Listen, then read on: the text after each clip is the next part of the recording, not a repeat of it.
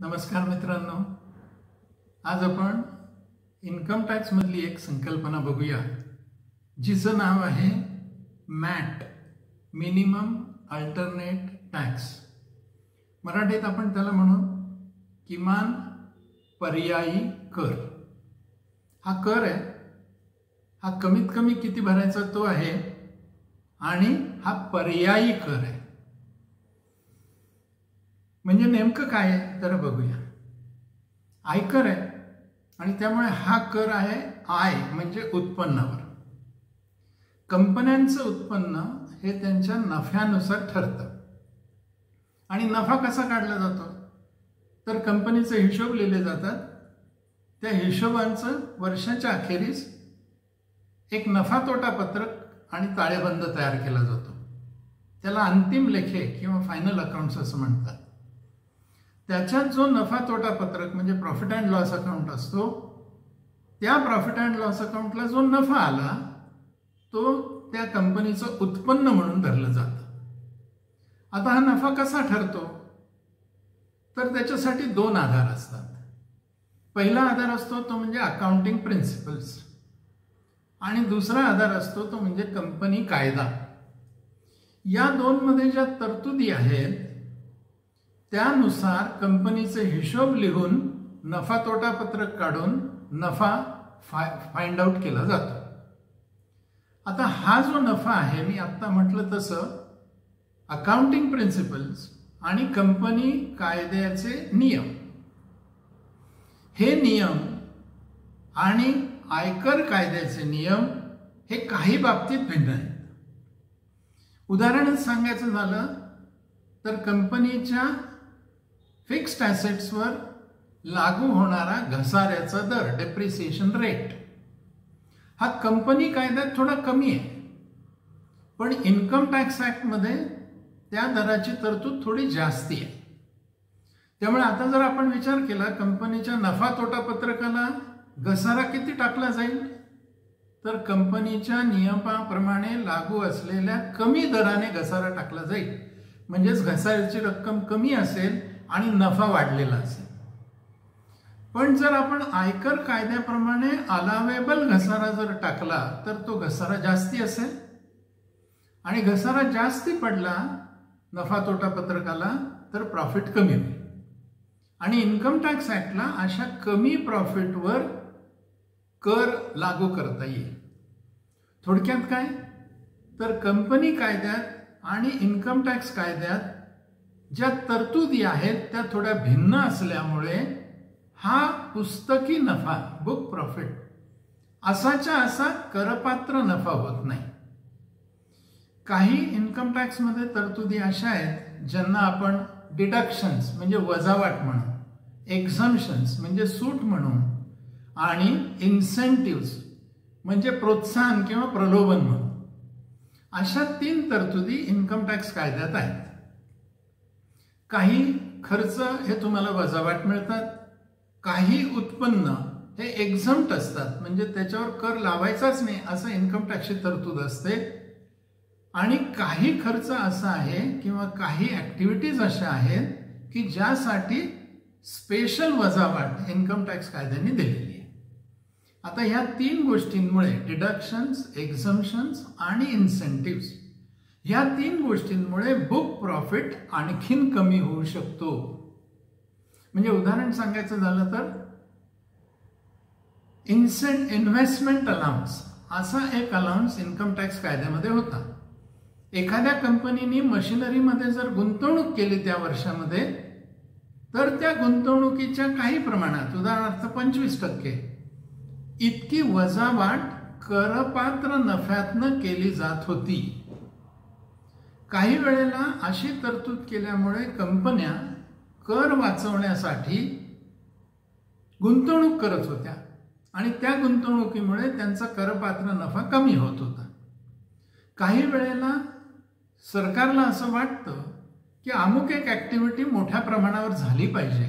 उदाहरण सांगायचं तर निर्यात वाढली पाहिजे. मग सरकार इन्कम टॅक्समध्ये काय तरतूद करतं तर निर्यातीतून होणारा नफा, उदाहरणार्थ, हा करपात्र राहणार नाही, कर माफ असेल.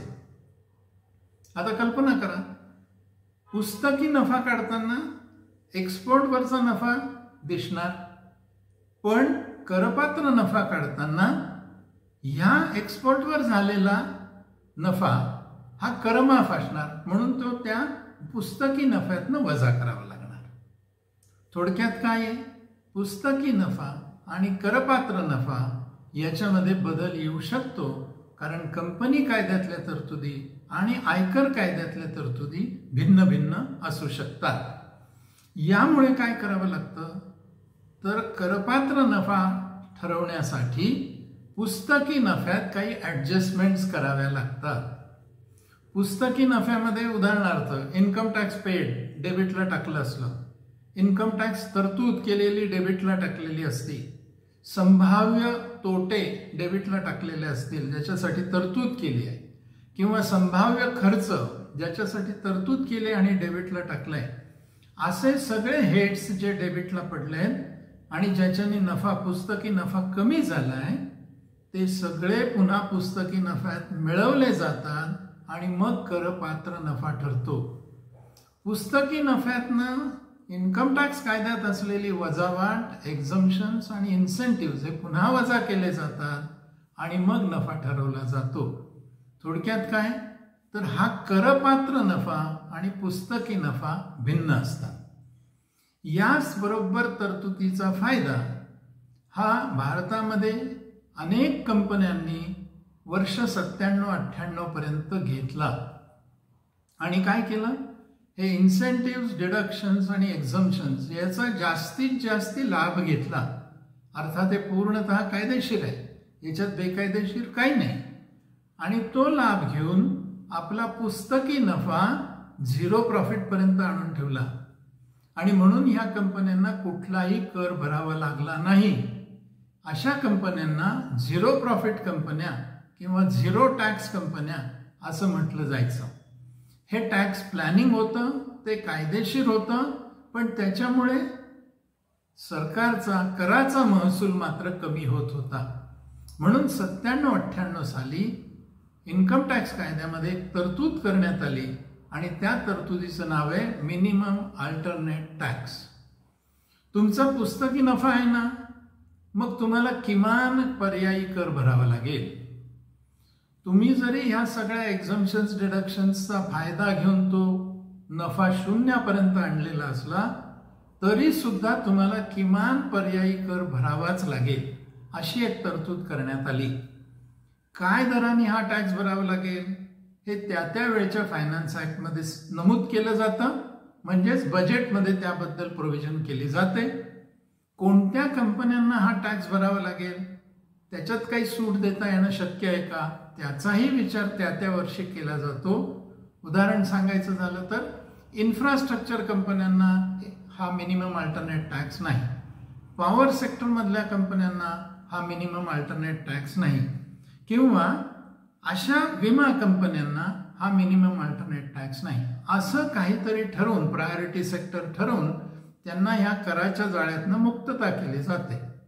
थोडक्यात काय, तर पुस्तकी नफा आणि करपात्र नफा यांचं समायोजन करून, ॲडजस्टमेंट करून जो नफा येईल त्याच्यावर किमान पर्यायी कर भरायलाच लागतो, जरी तुम्ही 0 प्रॉफिट आणला तरी.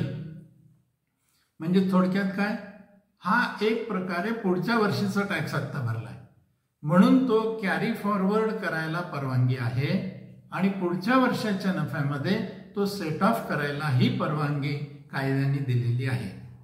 चांगल्या कर प्रणालीचं एक सूत्र असतं आणि ते म्हणजे ॲबिलिटी टू पे. या कंपन्यांनी प्रॉफिट मिळवलाय, त्यांना दे आर एबल टू पे, ते कर भरू शकतात, भरण्याची क्षमता त्यांच्यात आहे आणि म्हणून त्यांच्यावर कर लावला पाहिजे असा दृष्टिकोन ठेवून आणि 0 टॅक्स कंपन्या दीर्घकाळासाठी राहू नयेत असा दृष्टिकोन ठेवून हा मिनिमम अल्टरनेट टॅक्स आलेला आहे आणि 97-98 पासून तो भारतामध्ये लागू झालेला आहे. हा कायदेशीर आहे, त्यामुळे प्रत्येकाला, प्रत्येक कंपनीला जिनी बुक प्रॉफिट मिळवला आहे तिला मिनिमम अल्टरनेट टॅक्स भरावा लागतो. या कराबद्दल आज एवढंच. पुढच्या भागामध्ये पुन्हा भेटूया एखादी नवीन संकल्पना घेऊन. तोपर्यंत नमस्कार.